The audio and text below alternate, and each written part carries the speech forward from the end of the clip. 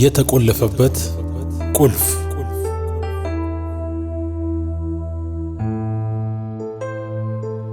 ደራሲ ዶክተር ምህረት ደበበ።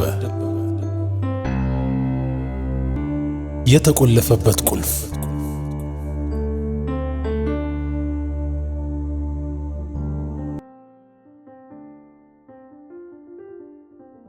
አገር ቤት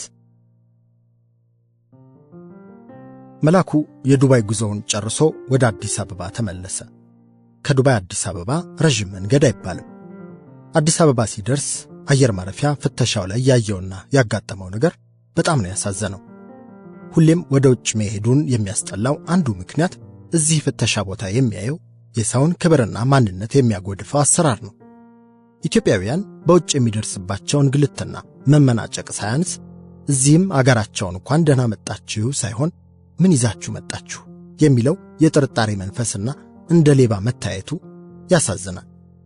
የውጭ አገር ዜጎችና የምዕራባውያን አገሮች ፓስፖርት ያላቸው አበሾች ኮምፒውተር፣ ካሜራና የአቅማቸውን ያህል ሽቶና ሻንጣዎችን ቢይዙም ተከብረው ያልፋሉ። ሌላው ኢትዮጵያዊ ደግሞ ሰርቆ ያመጣው ይመስል ለቤተሰቡና ለወዳጆቹ የያዘውን ዕቃ እንኳ ከዕቃው ዋጋ በላይ ታክስ እንዲከፍል ይገደዳል። የአገር ውስጥ ነጋዴዎች የዕቃውን ዋጋ ሰማይ ስለሚያደርሱት ለብዙ ሰው የማይቀመስ ይሆናል። ከስንት አንዴ ውጭ ሄደው እንደ የእጅ ኮምፒውተርና መሰል ውድ የሆኑ ግን ጠቃሚ ዕቃዎች ይዘው ሲገቡ መከራቸውን የሚበሉ ባለ ኢትዮጵያ ፓስፖርት አበሾች ብዙ ናቸው። በሌላ በኩል ደግሞ ሁሉ ሲፈቀድ ሰው ሁሉ ነጋዴ ነው የሚሆነው። ካሜራና ላፕቶፕ ጭኖም ከመግባት አይመለስም። መብቱን በአግባቡ ስለማይጠቀም ክብሩን መገፈፉ ግን ችግሩን የሚፈታው አይደለም። ፍተሻውን የሚያደርጉት ሰዎች ራሳቸው ሁሉ ብርቃቸው ሲሆኑ ለራሳቸው ከሚኖሩት ኑሮ በላይ ማሰብ እንዴት ይጠበቅባቸዋል? ይህም ማን ምን ይዞ ቢያልፍ ተገቢ እንደሆነና ማ ደግሞ መብቱን ከለላ አድርጎ እያጠፋ እንዳለ አስበው ለመወሰን አቅሙም ደንታውም እንዳይኖራቸው ያድርጓቸዋል። የሚያውቁት ሰው ከሆነ ዝሆንም ይዞ ቢገባ ጥንቸል ነው ብለው ያሳልፋሉ። በሌላ በኩል የአይኑ ቀለም እንኳ ያስጣላቸውን የያዛትን ትንሽ የሙዚቃ ማጫወቻ ኤሌክትሮኒክስ ኮምፒውተር ነው ብለው ያለ ታክስ አያልፍም ብለው ሊይዙበት ይችላሉ። ይህ ሁሉ ግን የአንድዮሽ ችግር ሳይሆን የተጓዡም የፈታሹም የሕግ አውጪውም ያስተሳሰብ ደረጃና የአእምሮ ደርዝ የሚፈጥረው በሕግና በመመሪያ የማይቀረፍ ችግር ነው። እንደ አጋጣሚ ሆኖ የሳራ ዘመድ የሆነች ልጅ በቀረጥ ፍተሻው ላይ ነበረች። ስለዚህም መላኩ ዕቃው ሁሉ ያለ ችግር ነበር ያለፈለት። ማርቆስ ተቀብሎት በቀጥታ ወደ ቤት ሄዱ። ከሳራ ጋር በስልክ አውርተው ስለነበር የሳራን ጉዳይ እንደገና ከማርቆስ ጋር ምን ማድረግ እንደሚሻል መመካከራቸውን ቀጠሉ። ሳራም ድብት ብላ እንደከረመችና ወደ ውጭም ለመውጣት ብዙም ፈቃደኛ እንዳልነበረች ነው ማርቆስ የነገረው። እኔ ምልህ ዱባይ ነው እንዴ እንዳለ ይዘህ የመጣኸው? እንዴት አሳለፉልህ ይህን ሁሉ ጉድ እባክህ አለ። ብዙ ጊዜ በተለይ ከዱባይ የሚመጡ መንገደኞች ላይ ጠበቅ እንደሚሉ ስለሚያውቅ። ፍተሻ ቦታ ላይ አንድ የሳራ ዘመድ ነበረችና ያው እንዳለ ያለምንም ችግር ነው ያሳለፈችው። ያው ታውቀው የለ ሰው ካለ እዚህ ሀገር አለ መላኩ ነገሩን ቀለል ለማድረግ እየሞከረ። ሙስና ነው በለኛ። ልክ አይደለህም። አንተ ግን እንዴት ነው ታክስ ሳትከፍል? ይሄ አስከስሰሃል አለ እየሳቀ የመላኩን ደካማ ጎን ስለሚያውቅ። ደካማ ጎን ከተባለ በሰውም በጉቦም የሚሰሩ ሥራዎችን ሁሉ ይጠላል። በእናትህ ማርክ ምን ላድርግ? ዘራፍ ታክስ ካልከፈልኩ ልበል? ልጅቷ ደግሞ መርዳቷ ነው። በቃ ምን ማድረግ እንደነበረብኝ አላወቅኩም። አንተ ብትሆን ምንድነው የምታደርገው? አለ ገበታውን እየገለበጠው ደግሞም የምሩን የማርቆስን ሐሳብም ለማወቅ በማሰብ። እንጃ እኔ በዚያ በኩል ዕቃ ይዤ አልገባም። ምክንያቱም እኔ የማስገባው ዕቃ ካርጎ ስለሆነና አሰራሩን ብዙም ስለማልወደው ነው። በመሰረቱ በሰው ወይም በሌላ መንገድ ሰዎች የተለየ መብት ማግኘታቸውን አልደግፈውም። እንዳልከው ግን በዛ ሰዓትና ቦታ ታክስ ካልከፈልኩ ብለህ መጋበዙ ፋይዳው አይታየኝም። ምናልባት ልጅቷን ሌላ ጊዜ ስላደረገችልህ ውለታ አመስግነህ ሐሳብህን ንገራት። እሷም ቢሆን ከባድ ነው። አንተ እንዲህ አልክ እንጂ ሌላ ሰው እኮ ከቤት አስጠርቶ ሁሉ ሊሆን ይችላል እንድታሳልፍለት የሚለምናት። ቢያንስ አጋጣሚ እንጂ አንተ ጠይቀህ የተደረገልህ ስላልሆነ ብዙም መጨነቅ የለብህም። ጭንቀቱ አላስቀመጥ ካለህም ታክሱን ለኔ መክፈል ትችላለህ ብሎ ሳቀና ወደ ፍሪጁ ሄዶ የቀዘቀዘ ኮካ ይዞ መስኮቱ አካባቢ ባለ አንድ ከጠፈር በተሰራ ወንበር ላይ ተቀመጠ።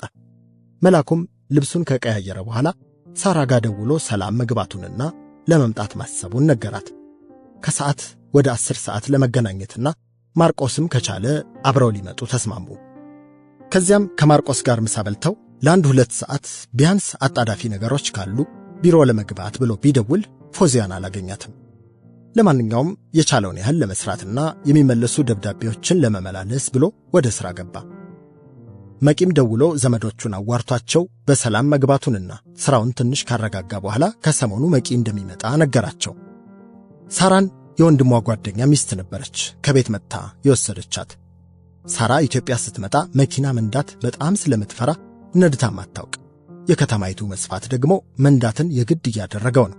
ግን ደግሞ ያለው የመንገድ ጥበትና የመለያ መስመር አለመኖር ሰው እንደፈለገ መንዳቱና የእግረኛው ሕግ አክባሪ አለመሆንና የመሳሰሉ ነገሮችን ስታይ ሌላው ሰው እንዴት እንደሚነዳ ይደንቃታል። ብዙ ጊዜም የመለያ መስመሩን በመኪናው መሃል ላይ አድርገው ስለሚነዱ የቀለሙ ከንቱ ብክነት ግራ ይገባታል። ሳራም የከሰዓት በኋላ ቀጠሮዋ ከወንድሟ ጓደኛ ሚስት ጋር ነው። የወንድሟ ጓደኛ ስሙ አዱኛ ሲሆን ሚስቱ ደግሞ አብረህት ትባላለች። በቅርብ ራሷን ለማጥፋት ሞክራ የተረፈችውን ልጃቸውን እንድታይላቸው ነው ቀጠሮው። ልጃቸው ዳናይት የ10ኛ ክፍል ተማሪ ስትሆን 15 ዓመቷ ነው።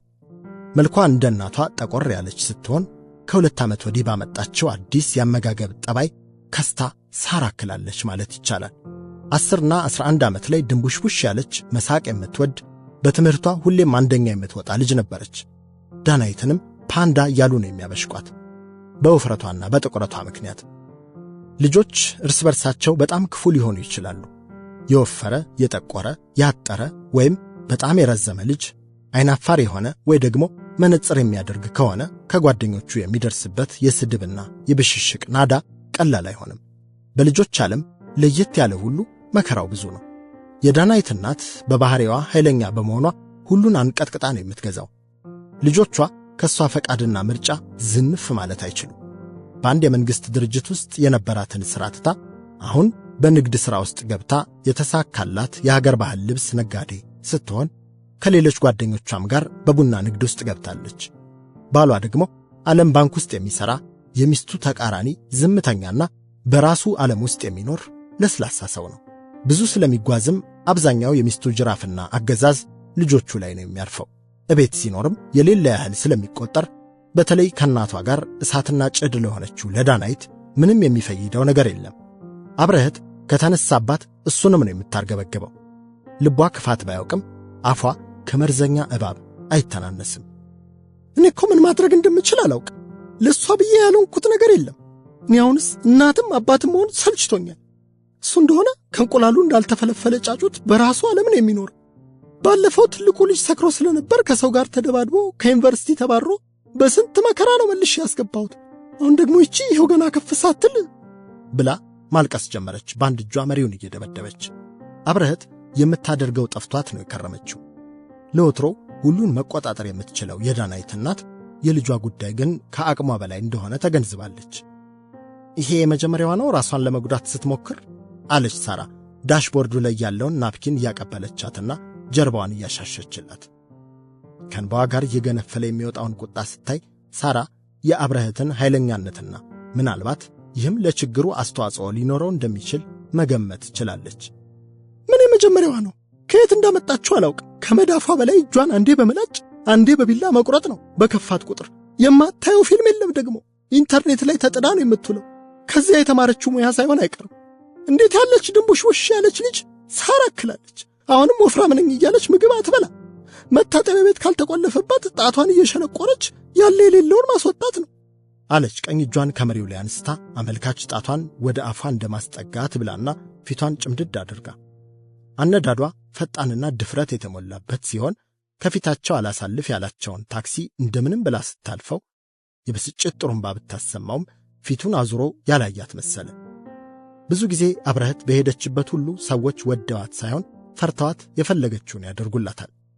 የፈለገችውን በራሷ መንገድ ማግኘቷ ለጠባይዋ የበለጠ ድጋፍ ሳይሆነው አልቀረም።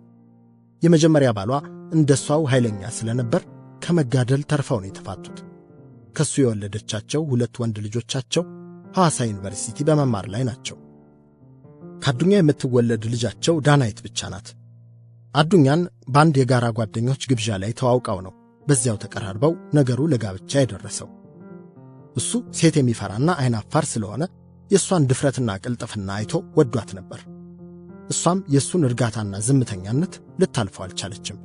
ለጋብቻም እንዲጠይቃት ያደረገችው ወይም የጠየቀችው እሷ ነበረች ማለት ይሻላል። ትንሽ አብረው እንደኖሩ የቤቱ ሶስተኛ ልጅ ሆኖ አረፈው። የመረጠው መንገድ ራሱን ከሁሉ አግልሎና ስራው ላይ ብቻ ተጠምዶ እሷ ባልም ሚስትም እንድትሆን መልቀቅን ነው። ባለፈው ሳምንት መድኃኒት ነው ወሰደች ያልሽን? ምን የሆነችው ነገር ነበር? አለች ሳራ አሁንም የአብረህትን ስሜት ማርገቢያ መንገድን በመፈላለግና እቤትም ከመድረሳቸው በፊት የቻለችውን ያህል ስለ ችግሩ ለመረዳት። ምን ትሆናለች ስትሞላቀቅ ነው እንጂ እኛ እኮ እንዴት እንዳደግንና እዚህ እንደደረሰን አያውቁ። ምን ያድርጉ? የሰው ልጅ የሚበላው የለውም። ብቻ ሁኔታዋ ስላላማረኝ በቃ ሳታየኝ የግል ማስታወሻውን ወስጄ ሳነበው ራሴን ማመን ያቃተኝ። ልጅቱ ለካ ስንት ነገር ውስጥ ገብታለች። ኦሬዲ ከስንት ወንድ ጋር እንደወጣች አትጠይቂ። አልኮል ድራግ ሁሉ ሞካክራልኛለች። የኔ ጎረምሳ አላስቻለኝም። በቃ ማስታወሻውን ይዤ እንዴት እንደሆነ ስጠይቃት በገዛ ሰውነቴ ምንም አያገባሽም፣ ደግሞ የግል ንብረትን ያለኔ ፈቃድ ማንበብ አትችይም ብላ መንጭቃ ወደ መኝታ ቤቷ ስትሄድ ራሴን ነው የሳትኩት። ከዚያ ሰራተኛዋ ባታስለቅቀኝ ኖሮ አንቄ ልገድላት ነበር ብላ አሁንም መንዘፍዘፍ ጀመረች። ከወደፊት ያሉ ሁለት መኪኖች ስለተጋጩ መንገዱ ሁሉ ተዘጋግቶ ለመቆም ተገደዱ። ከፀሐይ መከላከያው ስር ያለውን የፊት መስታወት ተጠቅማ በእንባ የራስ አይኗንና ፊቷን ጠራርጋ ለማስተካከል እየሞከረች ከበፊቱ ትንሽ ረጋ ባለ ድምፅ እኔ እኮ የማይገባኝ እሁድ ቤተ ክርስቲያን አትቀር ሲያዩዋት እርግብ ልጆቹ ምን እየሆኑ ነው? ስንት ከፍለን እኮ እዚያ ትምህርት ቤት እንደምንልካት አታምኝ። አባቷ ነገሩን ስነግረው ምንም እንዳልሆነ ሁሉ ትከሻውን ነቅንቆ ነው የሚሄደው። ማታ ላይ የጩኸት ድምፅ ሰምቼ እየሮጥኩ መኝታ ቤቷ ሲሄድ የሆነ መድኃኒት ወስዳ ራሷን ስታ ትንፈራፈራለች። ያው ሆስፒታል ወስደናት 3 ቀኗን ቤት ከመጣች። ያው አሁንም አታናግረኝም። አባቷም ደቡብ አፍሪካ ሄዶ ነገ ነው የሚገባው። አሁን ምን ማድረግ ይቻላል ዶክተር? እኔ እኮ አንዳች አጋንንትም ከሆነ ብዬ ጸበልም ጸሎትም ወስጃታለሁ። እኔ እኮ ላብድን አለች ግራ መጋባቷንና አቅመቢስነቷን በሚገልጥ ድምፅ። አብረህት በእንጀራ አባትና በአስቸጋሪ እናት እጅ አድጋ ገና የ17 ዓመት ወጣት ሆና ነው ከቤት ወጥታ ራሷን አስተምራ እዚህ የደረሰችው። በኑሮ ጉዳይ ጠንካራ ብትሆንም እሷ የማታውቃቸው ምንም ያልተነኩ ካስተዳደግ ጋር የመጡ ብዙ ክፍተቶችና ችግሮች አሏት። እስኪ እናያለን ምን ማድረግ እንደምንችል። ያው ቀላል አይደለም፣ ግን ደግሞ ያው ገና ልጅ ስለሆነች ተስፋ መቁረጥ የለብሽም። እስኪ እሷንም ካዋራኋት በኋላ እንመካከራለን ብላ ትንሽ ዝም አለች። ወዲያው አብረህት ይቅርታ ጠይቃ ወደ ቤት ስልክ ደወለች። እየመጣች እንደሆነና ዳናይት ቤት እንድትጠብቃት ለሰራተኛዋ ነግራ ስልኩን ዘግታ ወሬያቸውን ቀጠሉ። ሳራም በቀረው ጊዜ ስለ ራሷ ስለ አብረህት አስተዳደግ፣ የመጀመሪያ ጋብቻ፣ ስለ አዱኛና ስላላቸው ግንኙነት፣ ስለ ዳናይትና ሌሎቹ ልጆቿ አስተዳደግና ባህሪና ሌሎችንም ጥያቄዎች እየጠየቀቻት እቤት ደረሱ። እቤት እንደደረሱ ወደ ሳሎን ገብተው ትንሽ ካወሩ በኋላ አንቺም ሳትቸኩይ አትቀሪም፣ እስኪ ልጥራትና አናግራት። እኔ አብራችሁ ባልሆን ይሻላል መሰለኝ። ምን ይምጣልሽ ቡናው እስኪፈላ አለች ከመቀመጫዋ እየተነሳች። አይ ግድ የለም ለኔ ከሆነ ቡናው ይቅርብኝ፣ ይልቅ ቀዝቃዛ ውሃ ብትሰጪኝ እንዴት ያምራል ባክሽ ያ የቤተሰብ ፎቶ አለች አይኗን ከባሻገር ካለው ትልቅ የቤተሰብ ፎቶ ላይ ወደ አብረህት መልሳ። ትንሽ ስለ ፎቶውና ስለ ሌሎቹም ልጆቿ ነግራት ወደ ጓዳ ሄዳ ከዳናይት ጋር ተከታትለው መጡ። ዳናይት ድንቡሽቡሽ ያለች የጥቁር ጠይም ስትሆን ተጠርታ ስትመጣ የቤት ልብስ እንደለበሰች ነበር። ሳራን ጨብጣት ከሷ ባሻገር ካለው ሶፋ ላይ አንገቷን እንደደፋች ዝም ብላ ተቀመጠች። ዳናይት ግራ እጇ ላይ የታሸገ ቁስል ሲኖር የቀኝ ሌባ ጣቷም መታጣጠፊያው ወይቧል። ይህም ስታስታውክ ጣቷን በተደጋጋሚ አፏ ውስጥ ስለምትከተው እንደሆነ ሳራ ለማወቅ ችላለች። አከሳሷ የጤና አይደለም። ጉንጯ ላይም አበጥ ያሉ እጢዎች ይታያሉ። እነዚህም የምራቅ አመንጪ እጢዎች ሲሆኑ ከዚሁ ተደጋጋሚ ማስታወክ ጋር በተያያዘ ስለሚቆጡ ነው የሚያብጡት። አይኖቿ በከፊል የጎደጎዱ ናቸው። አንገቷ ቀጠን ብሎ ጭንቅላቷን እንዴት እንደተሸከመው ይገርማል። ለረጅም ጊዜ በመወፈር ፍርሃትና በራስ ምስል መዛባት ውስጥ የገቡ ወጣት ሴት ልጆች ምግብን ባለመብላት ከአቅም በላይ የአካል እንቅስቃሴን በማድረግ ጣትን እየከተቱ በማስታወክና ሌሎች ነገሮችን በመጠቀም ለመክሳት ይሞክራሉ። ከተወሰነ ጊዜ በኋላ ግን ያንጎላቸውና ያስተሳሰባቸው ሚዛን ይዛባና ነገሩ ከቁጥጥራቸው ውጪ ይሆናል። ችግሩ በሰለጠኑ አገሮችና በነጮች ላይ ቢበዛም እኛም አገር አልፎ አልፎ ይታያል። የዳናይት ችግር ግን ከዚህም የጠለቀ ነው የመሰላት ለሳራ። አብረህት ትንሽ ተጫውታ ዳናይትንና ሳራን ለብቻቸው ትታቸው ወደ ሌላ ክፍል ሄደች። ዳናይት መጀመሪያ ላይ ሳራን ላለማዋራት ወስና ነበር። ትንሽ ካወሩ በኋላ ግን ቀስ ቀስ እያለች ማውራት ጀመረች። የንግግራቸውን አቅጣጫና መልክ ቅርጽ ለማስያዝ በማሰብ ወደ ዋና ጉዳይ ከመግባቷ በፊት ይኸውልሽ ዳናይት፣ እናትሽ ናት እንዳነጋገርሽ የጠየቀችኝ። ግን አሁን እኔና አንቺ የምናወራው ነገር ሁሉ በእኔና ባንቺ መካከል ነው የሚቀረው። ምናልባት ለሕይወትሽ የሚያሰጋ ነገር ብቻ ሲሆን ነው ለነሱ ልነግር የምገደደው። ያንንም ቢሆን እንደምነግራቸው ነግሬሽ ነው የምነግራቸው። ስለዚህ ምንም ፍርሃት ሳይሰማሽ የፈለግሽውን ነገር ልትነግሪኝ ትችያለሽ አለችና ሁኔታዋን በማጤን ለትንሽ ጊዜ ዝም አለች ሳራ። ዳናይትም መሬቱን እያየችና የጣቶቿን ጥፍር እየበላች ዝም ብላ ቆየች። እፍረትም ፍርሃትም ጥርጣሬም የተጫናት ትመስላለች። ሳራ ከተቀመጠችበት ባሻገር ካለው ሶፋ ተነስታ አጠገቧ ሄዳ አንድ እጇን ትከሻዋ ላይ ጣል አድርጋ ዳኒ አይዞሽ፣ ከባድ ነው በርግጥ፣ ግን እኔን እንደ ዶክተር አትይኝ፣ በቃ እንደ ጓደኛ ቁጠሪኝ። ምንድን ነው የምታስቢው የኔ ቆንጆ አለቻት። የምርም አንጀቷን ስለበላቻት። የብዙ ዶክተሮች ችግር ሰው መሆን አለመቻላቸው ነው። ብዙ ህመምተኞችን ደግሞ የሚፈውሳቸው ሰውነታቸውና ርኅራኄያቸው እንጂ ዶክተሬታቸው ላይሆን ይችላል። ዳናይት በጨረፍታ ቀና ብላ ሳራን አየቻትና እኔ እኮ ማንም የማይወደኝ ለምንም የማልጠቅም ሰው ነኝ። ለምን እንደተፈጠርኩ አይገባኝም። የምፈልገው መሞት ነው ብላ ዝም አለች። ለምን የኔ ቆንጆ እንዴት አወቅሽ ማንም እንደማይወድሽ አለች ጥያቄዎቿን እየመጠነች። እኔ ምን ነው አሁን ቆንጆ? የገዛ እናቴና አባቴ ካልወደዱኝ ማን ሊወደኝ ይችላል? ትምህርት ቤት ፓንዳ እያሉ በውፍረቴና በጥቁረቴ ይስቁብኛል። ለምንድን ነው እግዚአብሔር እኔ እንደዚህ አድርጎ የፈጠረኝ ብላ መንሰቅሰቅ ጀመረች። ማልቀሷን እንደ ጥሩ ምልክት ያየችው ሳራ ዳናይትን እቅፍ አድርጋት እንደ ሕፃን ልጅ ስታባብላት ይባስ ለረጅም ጊዜ አለቀሰች። ሳራም ምንም ሳትናገር አይዞሽ የኔ ቆንጆ ብቻ ነበር የምትላት። ማንም ለረጅም ጊዜ እንዲህ አቅፏትም ብሏትም የማታውቀው ዳናይት ከሳራ እቅፍ ውስጥ መውጣት አልፈለገችም። እናቷ እሷ ብትሆንም ተመኘች። ለቅሷዋ ጋብ ሲል ጸጉሯን እያሻሸችላት በጣም ቆንጆዬ ጸጉር እኮ ነው ያለሽ አለቻት ከልቧ። ለመጀመሪያ ጊዜ ፈገግ ስትል የሚሰረጉደውን ጉንጯን ያዝ አድርጋ እሷም ፈገግ ብላ ሄይ ዲምፕል ገርል፣ በእናትሽ እስኪ ሳቂልኝ፣ እኔ ዲምፕል ቢኖረኝ እንዴት ደስ እንደሚለኝ አታውቂ ስትላት አሁንም የሚያምር የዋህና ንጹሕ ሳቋን ሳታውቅ ሳቀች።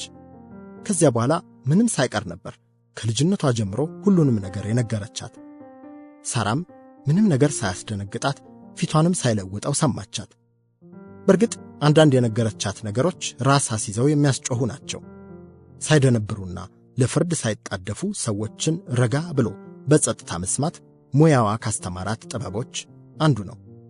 ይህም የፈውሱ ዋና ክፍል ነው። ዳናይት ሰው ጉዷን ሁሉ ሰምቶ እንደዚህ ሳይፈርድባት ወይም ሳይቆጣት ሊሰማት እንደሚችል አታውቅም ነበር። አንዳንዱ አማካሪ አርጩሜ ቆርጦ ሁሉ መግረፍ ነው የሚቃጣው።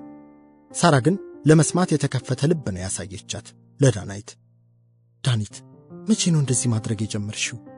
ለምንድን ነው እንደዚህ የምታደርጊው? ራስሽን ለማጥፋት ነው ወይስ ብላ አይኗን ማየት ጀመረች። እኔ እንጃ 13 ዓመቴ ነበር መሰለኝ። አንድ የቀን ፓርቲ ላይ ጓደኞቼ ቤት ነበርኩኝ። ለመጀመሪያ ጊዜ ነበር መጠጥ የጠጣሁት። ማሚም ዳዲም ውጪ ነበሩ ያን ጊዜ። ለዚያ ነበር የመጠጣት ድፍረት ያገኘሁት።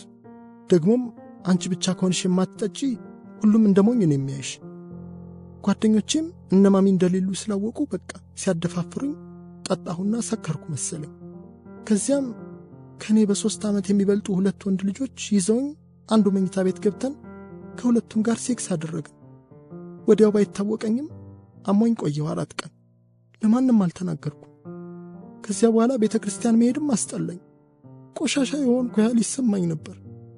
ከዚያ ግን በቃ ማሚም እሷ በትንሽነቷ ሴክስ ስለጀመረች ሕይወቷ ሁሉ እንዴት ተመሳቅሎ እንደነበር ሁሌም ትነግረኝ ስለነበር ፍርሃት አደረብኝ። ወንዶች እንዲወዱኝ ሴክስ ማድረግ ያለብኝ ስለሚመስለኝ ከብዙ ልጆች ጋር መውጣት ጀመርኩ። ትምህርት ቤት፣ መታጠቢያ ቤት ውስጥ ሁሉ። ያ ደግሞ ራሴን የባሰ እንድጠላ አደረገኝ። ቤትም ዳዲ የለም ማለት ትችያለሽ። አንድ ቀን እንኳን አቅፎኝ ወይም ቆንጆ ብሎኝ አያውቅ። ስለዚህ በቃ በልጅነቴ ነው ቆንጆ ባልሆንና ባልወደድ ነው ብዬ ያመንኩት። ከዚያ በኋላ ዳና ፓንዳ እያሉ ሲያበሽኩኝ እንዴት አድርጌ ላስወጣው? ስለዚህ እጄን ቆርጬው ደሙን ሳይ ትንሽ እፎይ እላለሁ። ራሴን ለመግደል አይደለም። አንዳንዴ እጄን ነክሼ ወይም ቆርጬ ካላደማሁት የምፈነዳ ነው የሚመስለኝ። እነማሚም ሲደነግጡና አትኩሮታቸውን ሲሰጡኝ ደስ ይለኛል። ያ ደግሞ የእነሱን አዘኔታ ለማግኘት ቀላሉ መንገድ ሆኖ ነው ያገኘሁት ብላ የራሷን ረጅም ማብራሪያ ሰጠቻት። በጣም የሚገርም ነው። የሚገርምሽ በተለይ ውጭ አገር ብዙ ሰዎች አሉ እንደዚህ የሚያደርጉ። የብዙዎቹ ምክንያት ተመሳሳይ መሆኑን የገረመኝ። እስካሁን ብዙ አስቸጋሪ ነገር ውስጥ አልፈሻል፣ ግን በጣም ብዙ መልካም ነገርና ብዙ ትልቅ ነገር የሚጠብቅሽ ልጅ ነሽ። ጎበዝ ተማሪም እንደሆንሽ እናትሽ ነግራኛለች። ፈቃደኛ ከሆንሽ ደግሞ ከዚህ አይነት ችግርና አስተሳሰብ ውስጥ መውጣት ትችያለሽ። ቀላል አይደለም፣ ግን ደግሞ ከዚህ የሚብስ አይሆንም ብላ የምትለውን መጠበቅ ጀመረች። አሁን እኔም እኮ እየተሰቃየሁ ነው። እንደዚህ ሆኜ እስከ መቼ እኖራለሁ? ወይም በቅርብ ራሴን አጥፍቼ ለነማሚም ችግር ነው። ግን በቃ እንዴት ነው አስተሳሰቤን የሚቀይረው? 2-3 ቀን የተለወጥኩ ይመስለኝና የሆነ ነገር ሲያጋጥመኝ የባሰ ነገር ውስጥ አገኘዋለሁ። ከማሚ ጋር መኖርም በጣም ከባድ ነው። ካንቺ ጋር እንዳየሻት ብቻ እንዳትመስልሽ። አንዳንዴ አውሬ ነው የሚያደርጋት። በቃ እኔ እሷ መሞከሪያ አይጥ የሆንኩ ነው የሚመስለኝ። የምለብሰውም እንኳን እሷ የፈለገችውን ነው። እሷ እኮ ናት እኔ ውስጥ ለመኖር የምትጥረው አለች ዳናይት፣ አንዴ ሳራን አንዴ ደግሞ መሬቱን እያየች። ሳራም እንድትቀጥል አደፋፈረቻት። አባቴም ስለሚፈራት ራሱን ለማዳን ይሆን አይገባኝም፣ ምንም አይረዳኝም። እናትሽን ጠይቂን የሚለው ለብቻዬ ደግሞ አልችላትም። እሷ ናት የሁላችንንም ዓለም የምታሽከረክረው። ወንድሞቼ አሁን በቃ እንዴት እንደሚጠሏት አታምኝም። ሐዋሳ ድረስ ሄዳ ኑሯቸውን ለመኖር ትሞክራለች። ባለፈው አንድ ወንድሜ ሰድቦ ነው ያባረራት። በሱ ላይ የነበራትን ንዴት እኔና አባቴ ላይ ነው የተወጣችብን። ምንም ምስጢር እንኳን እዚህ ቤት ሊኖረኝ አይችልም። እናቴ ናት፣ እወዳታለሁ፣ ግን ደግሞ እሷን መውደድ አይቻልም ብላ ተስፋ የቆረጠ ፊቷን ወደ መሬት ደፋችው።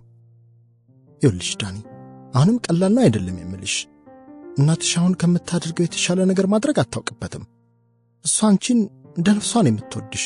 አታምኝም? ቅድም ስንመጣ እንዴት ስታለቅስ እንደነበር። እሷም መስቀልቅል ባላስተዳደግ ውስጥ ስለሆነ ያደገችው እናንተን ከዚያ ለማትረፍ ነው ጥረቷ ሁሉ። አባትሽም ባህሪው ሊሆን ይችላል፣ ወይም እሱም ነገር ያቀለለ መስሎት። አሁን ማተኮር ያለብን አንቺ ላይ ነው። እንዴት ነው አንቺን የምንረዳውና ይህንን ችግር እንድታሸንፍ የምናደርገው አለች፣ ሙሉ መልሱ እንደሌላት በሚያሳውቅ ሁኔታ። ልጅን ማከም አስቸጋሪ የሚያደርገው ብዙ ጊዜ በሽታው ወላጅ ላይ ስለሆነም ነው። ወላጆች ደግሞ ችግሩ የነሱ መሆኑን ተረድተው ለመቀበል ይቸገራሉ። ሳራ ትንሽ እናቷን ለመምከር ከተቻለም ዳናይትን እሷ ጋር ወስዳ 1-2 ቀን አብራት በማቆየት የበለጠ ጊዜ ወስዳ ልትመክራትና የፈራረሰውን ማንነቷን የቻለችውን ያህል ለመጠገን ቆረጠች። በዳናይት ዕድሜ ያሉ ልጆች ከንግግር ይልቅ በቂ ጊዜ አብረው በመሆን የበለጠ ይጠቀማሉ። ሳራ ትኩረትና ጊዜ ሰጥታ ያንን ማድረጓ ራሱ ከፍተኛ ጥቅም አለው። ለሁሉም ሰው ያንን ማድረግ አይቻልም እንጂ።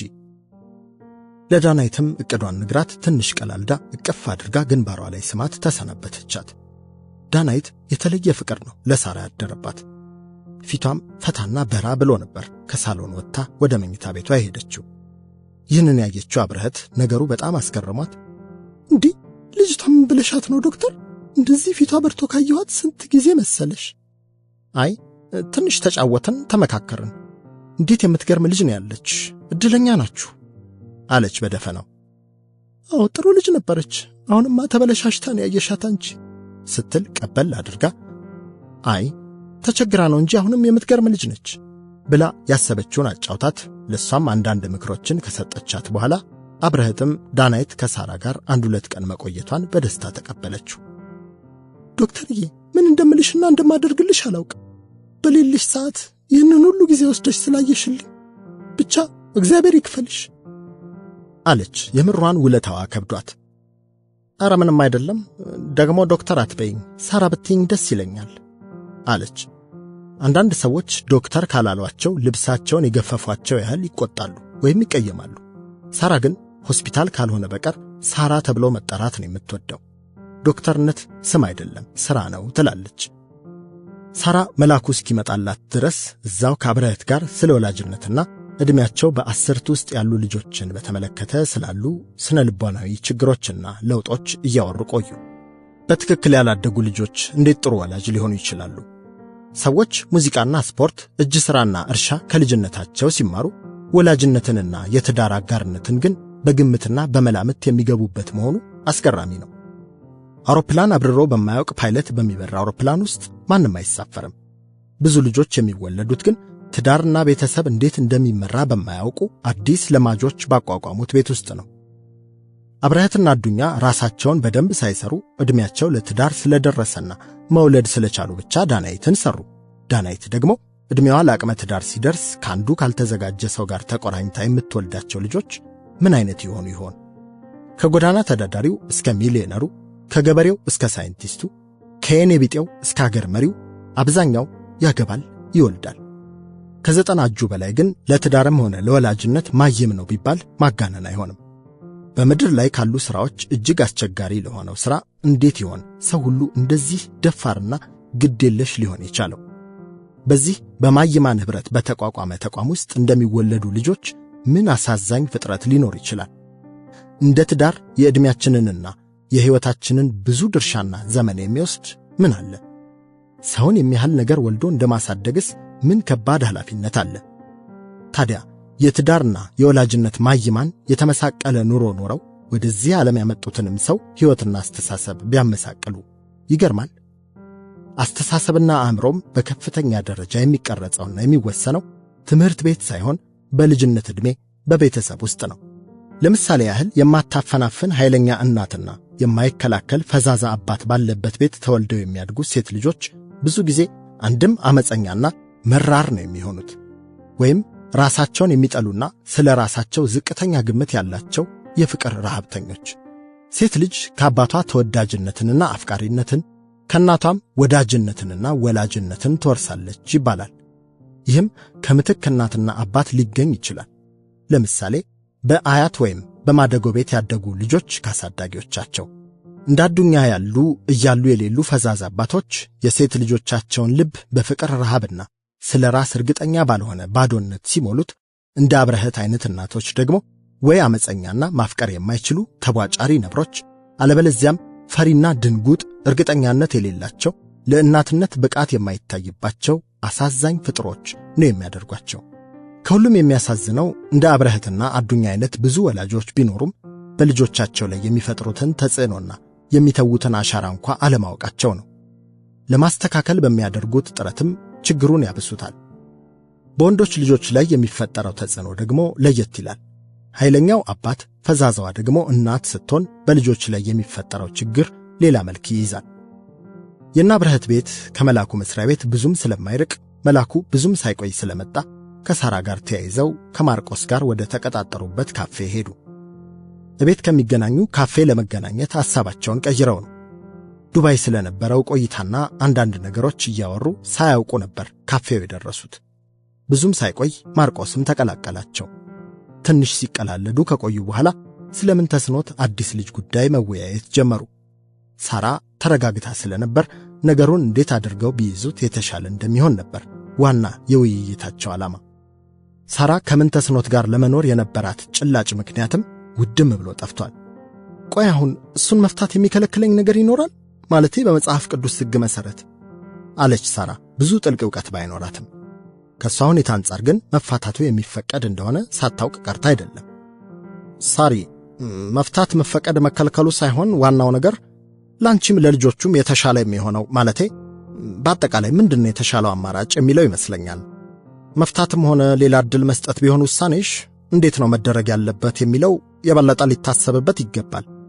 ከዚያ በፊት ደግሞ ነገሩ እውነት ነው ወይ እሱስ ምንድነው የሚለውና የመሳሰሉት ጉዳዮች ቢታዩ ጥሩ ይመስለኛል አለ መላኩ። በምን ተስኖት ስላልተናደደ ወይም ለሳራ ስላልተቆረቆረ ሳይሆን በነገሩ ላይ በጣም ብዙ አስቦበት ስለነበር። እንደዚህ ያለውም በሚያደርጉት ውይይት ላይ ተቃራኒውን ወገን ይዞ በመቆም ሁኔታዎችን ለማየት እንዲቻል ነው። በተጨማሪም ማርቆስ እንዴት እንደተንጨረጨረ ስለሚያውቅና ሳራም ማርቆስም ወደ ፍቺው እንዳዘነበሉ ስላወቀም ነው። ምንድነው የምትለው መላኩ?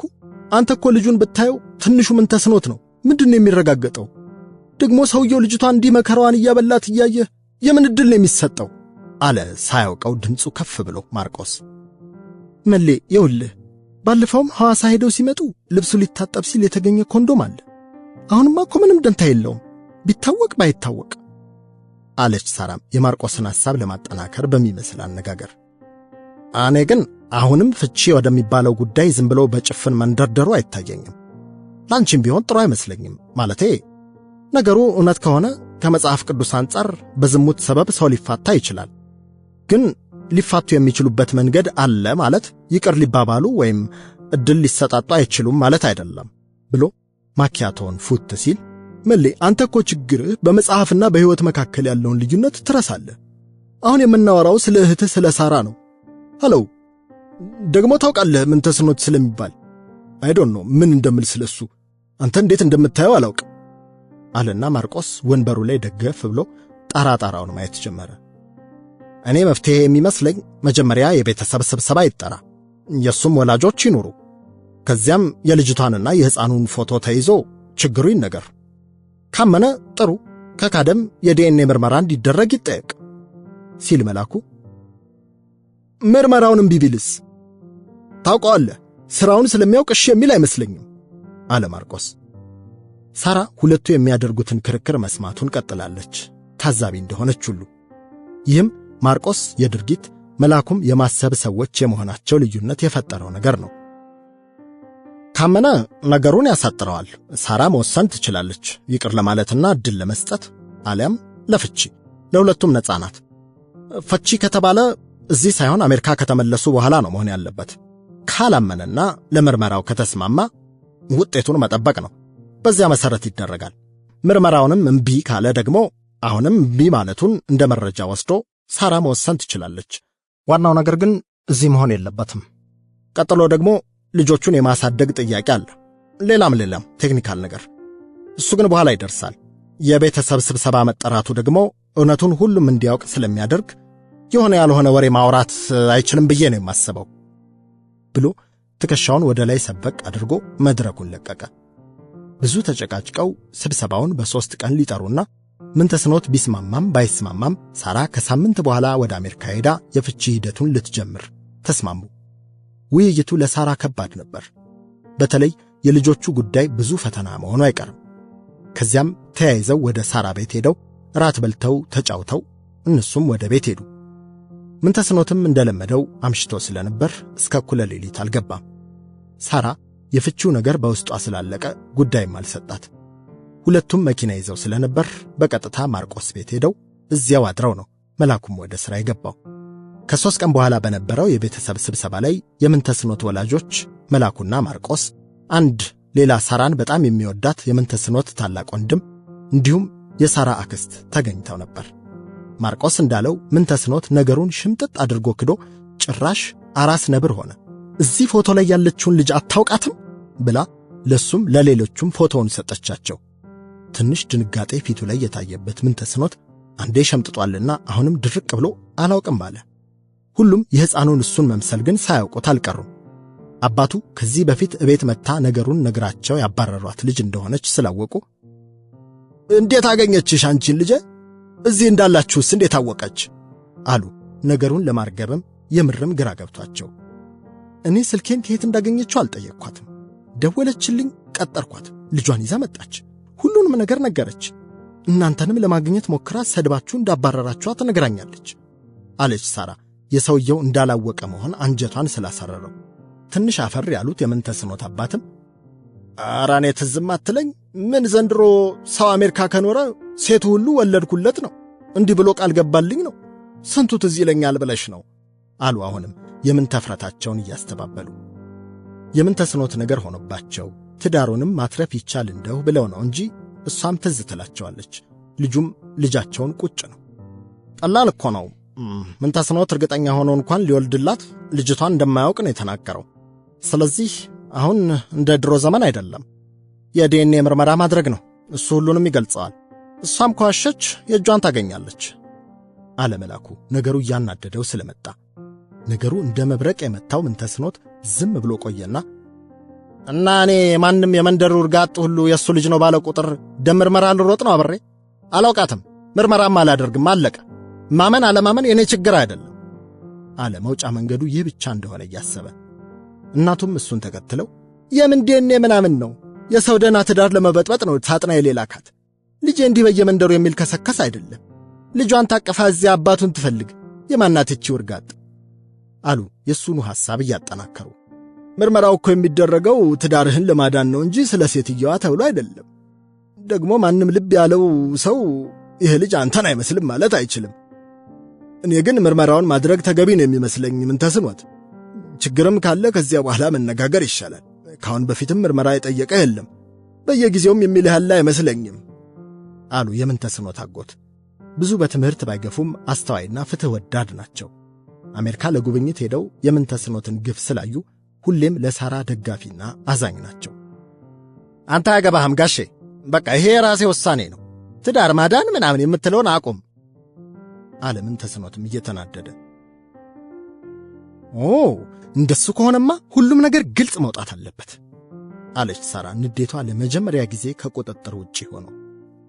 እንካ ይህንን ኮንዶምህን አዋሳ ሄደ ከለበስከው ሱሪ ውስጥ ነው የተገኘው። እነሱም ይወቁት። በነገራችን ላይ አልጋ ከለየንም ቆይተናል።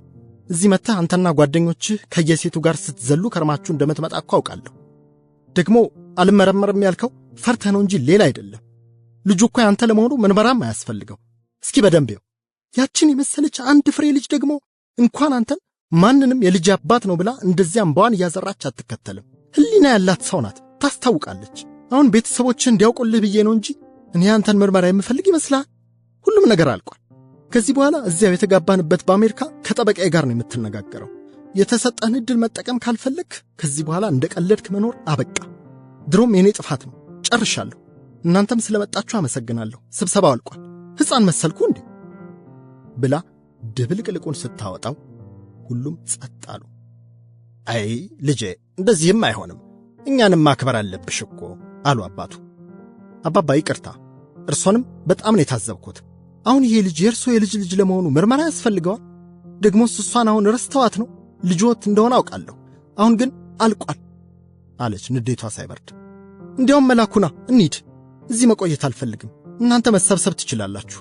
ይኸው አሉላችሁ እሳቸው ክቡርነታቸው። ሴቱ ሁሉ የልጅ አባት ነው እያለ የሚግተለተልላቸው ልዑሉ ምን ተስኖት ብላ ተነስታ ስትወጣ መላኩም ተከትሏት ወጣ። ማርቆስ ግን ሳራ አክስት ጎን እንደተቀመጠ ዝም ብሏል። አንቺ ከፍታፍ አፍሽን አትክፈቺ። ዝም ምስል ጊዜ ምን ልቃፏነች ባካችሁ። እዚህ አሜሪካ መሰለሽ እንዴ እንዳላጋጭሽ አለ ምን ተስኖትም ከመቀመጫው እንደመነሳት ብሎ። አንተ ቁጭ በል እንጂ ምን ልትሆን ነው ብሎ አጠገቡ ያለው አጎቱ እዚያው ሶፋው ላይ ቁጭ አደረገው። እሷ ዞር ብላ ሳታየው ከመላኩ ጋር ተከታትለው ወጡ። ከወጡ በኋላ ቤተሰቡ እንደምንም አግባብተውት ምርመራውን ለማድረግ ተስማማ። እሱም ጊዜ ለመግዣ እንዲሆነው ነው እሺ ያለው እንጂ ያሰበው ሌላ ተንኮል ነበር። አክስቷና የሱ አጎት ሳራን ለማግባባት ተስማምተው ስብሰባው ተበተነ። በማግስቱ ከጓደኞቹ ጋር የእርሻ መሬት ለማየት ወደ አሶሳ ለመሄድ የቆየ ቀጠሮ እንዳለውና ሲመለስ ምርመራውን እንደሚያደርግ ለሳራ ተነግሯት እሷም ተስማማች። እሱ ወደ አሶሳ ለመሄድ ሳይሆን ልጅቱን ከነልጇ ጠልፎ ገጠር አፍኖ አስቀምጦ እሷ ስትጠፋ ምርመራውንም ለማስቀረት ነው እቅዱ። ማምሻውን ከታች ላይ ብሎ ልጅቱን ሊያገኝ ቢሞክርም በመጨረሻ ደሴ አጎቷ ጋር ከልጇ ጋር እንደሄደች ሰማ። በሰው ያጎቷን አድራሻ በምልክት አግኝቶ እሷን ፍለጋ ደሴ ከጓደኛው ጋር በሌሊት ተነስተው ወጡ። ሳራም ለምርመራው እሺ ያለችው ጊዜ ለመግዛትና ጦርነቱን ጋብ ለማድረግ ብላ ስለነበር ለዚያኑ ማታ በረራዋን አስቀይራ ልጆቿን ይዛ ወደ አሜሪካ ተመለሰች። እሱ ደሴ ሲሄድ የልጁ እናት ደግሞ ወደ አዲስ አበባ እየመጣች ኖሮ በመንገድ ተላለፉ። እዚያው ደሴ ወዲያ ወዲህ ሲሉ አረፋፍደው ወደ አዲስ አበባ ሲመለሱ መኪናቸው መንገድ ተበላሽቶባቸው ደብረ ሲና ላይ ማደር ነበረባቸው። ሌሊት ላይ ስልክ ተደውሎ ከእንቅልፉ ነቅቶ ሲያየው ስልኩ ከአሜሪካን የተደወለው። ሃሎ ሲል ሳራ አታስብ፣ በሰላም እኔም ልጆቹም አሜሪካ እንደገባን ልንገርህ ብዬ ነው። ካሁን በኋላ እንዳልኩህ ከጠበቃዬ ጋር ነው ጉዳዩን የምንጨርሰው። ምናልባት ግብርና ስለሆነ የሚሻልህ እዚያው አሶሳ እያረስክ ብትኖር ይሻልሃል፣ በልቻው ብላ አንድም ቃል ሳያወራ ዘጋችው። ደጋግሞ ሃሎ ቢልም መልሶ ቢደውልም ስልኳን አታነሳም። ዞረበት። ጓደኛውን ከሌላ ክፍል ቀስቅሶ የሆነውን ነገረው። የሚያደርገውን አጥቶ ሳይተኛ ነጋ። አዲስ አበባ ሲደርስ ሐሳቡን ቀይሮ ልጅቱን ማግኘቱንም ተወው። መላኩ ጋር ደውሎ እየጮኸ የስድብ ናዳውን አወረደበት። መላኩም ዝም ብሎ ሰማውና ዝም ሲል ስልኩን ዘጋው። ይህም የበለጠ አንጨረጨረው። እቤት ሄዶ ዕቃውን ሊወስድ ሲል ዕቃውን ሁሉ ጠዋት አጎቱ መጥተው እንደወሰዱና ቤቱ ባዶ እንደሆነ ለአከራዮቹም እንደተመለሰ ዘበኛው ነገረው። ካልገባው ብሎ ሲያስቸግር የውጭ በሩን ቁልፍ ሊሰጠው እንደማይችል ቢነግረውም በጣም ተናዶ ስለነበር ለድብድብ ተጋበዘ። ዘበኛው ወጠምሻ ጎረምሳ ነበርና በያዘው ዱላ ሊነርተው እንደሚችልና ሕግም በሱ በኩል እንደማይቆም በማሰብ እየተሳደበ ተመለሰ። አጎቱ ጋር ቢደውል ዕቃው እሳቸው ጋር እንዳለና ሳራ ትላንት መሄዷን ሲነግሩት የባሰ በንዴት ጦፎ ስልኩን ጆሮአቸው ላይ ዘጋባቸው።